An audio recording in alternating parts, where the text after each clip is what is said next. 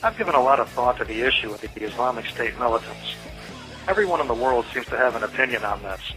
The general consensus is that the Islamic State is violent, brutal, oppressive, patriarchal, and sectarian. The general consensus is that they need to be stopped. Having an opinion on this seems to be the thing to do, so let me open my big mouth. Anonymous issued a statement opposed to the Islamic State back in June.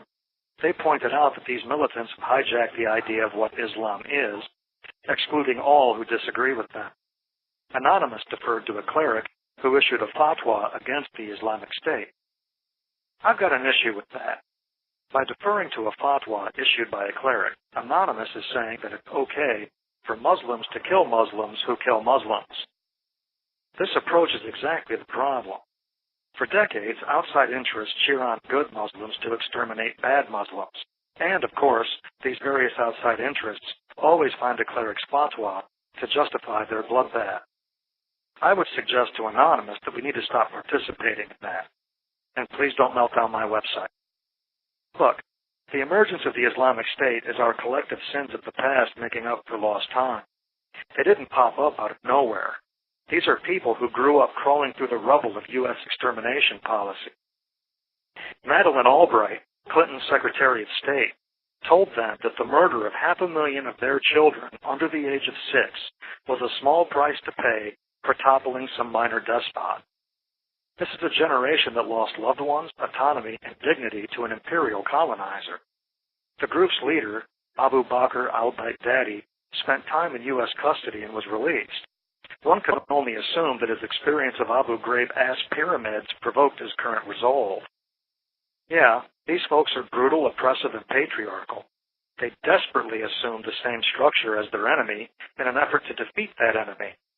They think that to liberate themselves from the coalition of the United States and its puppets, they have to form a state to stand up to it.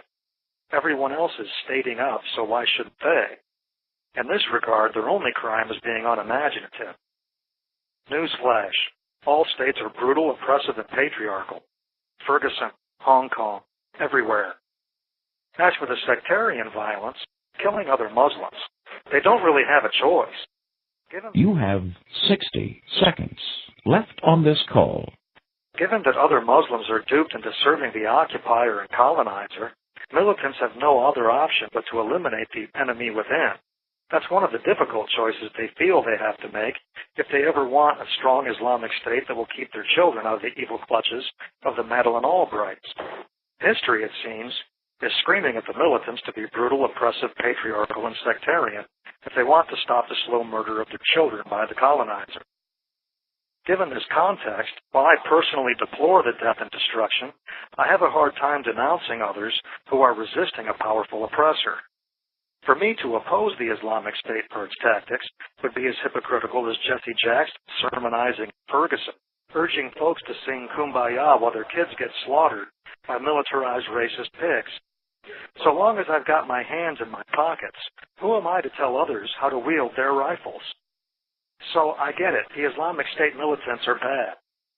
So when they've murdered even a tenth of the number of children the U.S. has exterminated, give me a call.